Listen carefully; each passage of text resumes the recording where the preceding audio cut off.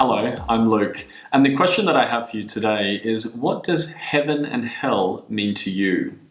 Now, this is an interesting subject to bring up because I know for many people it will either bring up some very active beliefs that they have for this, and I'm certainly not questioning those. And then for many other people, they may have dismissed this completely, and it might be an old structure to which they no longer exist. But what I'm asking is this notion of heaven and hell that has been around. It seems to be this eternal debate that has gone on over time. What does it mean to you? Because for me, going through a journey to understanding myself and understanding the world around me, it's taking previous ideas or concepts and being able to either redefine them, to take them as they are, or to remove them completely. And I think it's a really healthy structure, to be able to just understand it a little bit further. Because the one thing that we seem to forget, and that's why meaningful dialogue is so important, is these ideas are the basis for forming our existing belief systems. And for so many people, we have these really strong, or we think these really strong belief systems, and yet the moment you start to kind of tap at it, you see that maybe it's not as strong as what you once thought it was. And it's because we don't nurture it the same way that we nurture other things. So being able to pull these apart and look at it and really understand and define it, you're not only kind of nurturing your existing belief system, but you're looking at or giving yourself an opportunity to be able to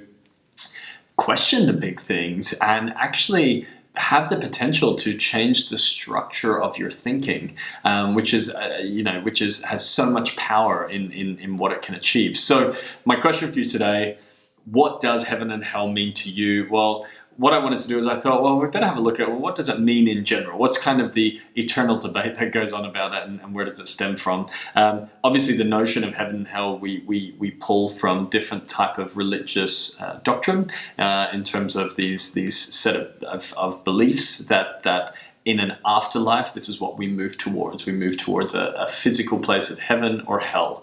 And we've kind of had it, obviously, ever since, as far back as we can kind of see with all the different type of religions that have come along, and the different prophets and messengers of God who were sharing these ideas with us. Why were they used? What was the purpose of it? Well, they were used to allow people to reflect on the direction in their lives, to resist working from their lowest part, their lowest self, and also to contemplate life after death.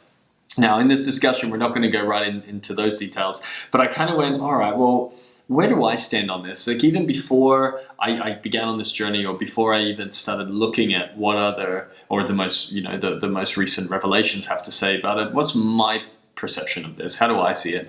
I never liked the notion of heaven and hell as a physical place. It doesn't make sense to my rational mind. I kind of look at that and just go, that makes no sense. Like, we'll never be able to prove it. So how can we ever believe it if we can't prove it? On the flip side to it, we can't sit in the world of science only, because then your heart and soul kind of says, yeah, but there's got to be something more there. So for me, sitting in the middle of those two ideas, I kind of went, I don't like this notion of heaven and hell as it stands right now. But the one thing that I was learning, and have learned and continue to learn, which is why changing the structure of your mind or progressing that structure is so important, is that heaven and hell is, for me, a state of mind. It's a state of being. I guess I drew on some of the Buddhist principles, especially when it came to karma, and looking at, well, heaven for me is a place of peace and harmony and working towards my highest self on an everyday basis. Hell to me is when I'm creating angst, anxiety, frustration, anger, all these things that are removing the light from which would normally be heaven, heavenly state, heaven on earth, whatever we want to call it.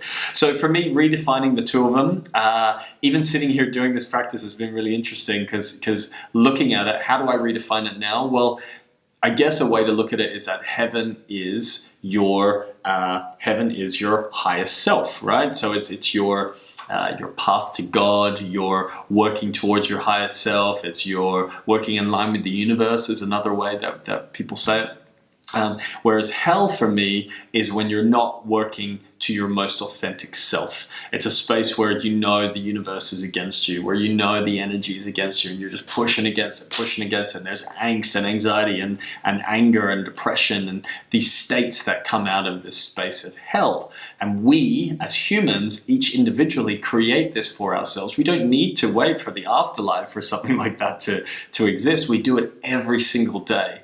And a way that I've pulled this together even further is looking at, well, this old theory related to an old level of intellect, right? Because the messengers of God came at different stages in our lives, and it came 2,000 years ago. Where mankind was 2,000 years ago in terms of our intellectual capacity is very different to where we are today. And so as we move into this new revelation, this new period of time where we're seeing an increase and a change to consciousness, I think we become more aware of how things happen and how it moves quicker within this space right here, right now. So for me, that's how I see heaven and hell. When I look at the Baha'i writings, because again, as you've seen, I like to go back and pull on the most recent writings in terms of what does spiritual texts say. How they look at it from a Baha'i perspective is that heaven and hell, even in the old context, was always symbolic. It's the nature of our translation that has allowed us to believe it in a different perception. But to them, within a Baha'i perspective, from what I have read so far, is it's symbolic of the nature of heaven and hell. And what they really stand for is your nearness to or distance from God. And I think that's really beautiful because it's quite simplistic in the notion that if you're near to God, then you are near to heaven. And if you're far from God, if you're distant from that space of God, then you are in a space of hell. But it doesn't speak about an afterlife in terms of a physical place in the afterlife. A beautiful way that it's been defined, which I'm just going to read to you now, was from Baha'u'llah. And I just really enjoyed reading this, and I thought it was perfect to share. There's a quote from the Epistle to the Son of the Wolf on page 132, which says, "Where is paradise and where is hell? The one is reunion with me, the other thine own self." So simple, and I think pretty self-explanatory in that a place of paradise playing off of this sense of a nearness to God and a distance from. And for me, it kind of fed back into my existing beliefs of heaven and hell being a space that we create. Hell is this material, animalistic state, and heaven being a place that we're working towards our highest self. And so every single day we have an opportunity to live in heaven or live in hell. And part of this existing revelation is looking at, well, how do we create this heaven on earth? And how do we find a place of peace and harmony and unity in all that we do?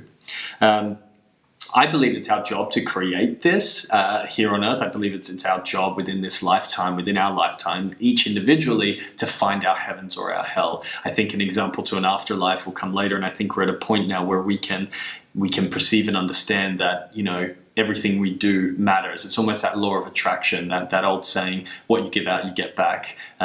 So it's that sense of being able to manifest and create within this space. And I think people underestimate our power to do that, especially when you're aligned to your highest self, or as they say, on the right path and nearness to your version of God. For me, I think this also relates to this innate desire that we have for more. We're seeking more for fulfillment. We want more happiness, more joy, and we want to feel like we live a more purposeful life. And I also believe that contributes to this state of heaven. And how do we do that? It goes back to the same conversation that we've had so far, in my opinion, which is service, to serve another and do so using your most authentic tools. And those tools are the tools of the self in terms of your ability to create and to serve and to offer something that is a skill set of your own. For me, speaking, writing, these creative elements are part of my tool set, and that's how I aim to serve other people around me. So that's my version of heaven and hell, and I feel really comfortable with it because it creates a space where every single day I'm responsible to create that. I'm not waiting for the end of my lifetime. I have no out. Everything I do has a relevance, and it comes back to me and my responsibility. So what does heaven and hell mean to you? I would love to hear about it. Go and have a conversation with people. Find someone who maybe shares similar beliefs, or better yet, doesn't, and speak about it, because I think a lot of this is going to come down to more so to just a sense of philosophy and seeing what sits well with you. What does heaven and hell mean to you? Please let me know, and like, share, comment, and share with your friends.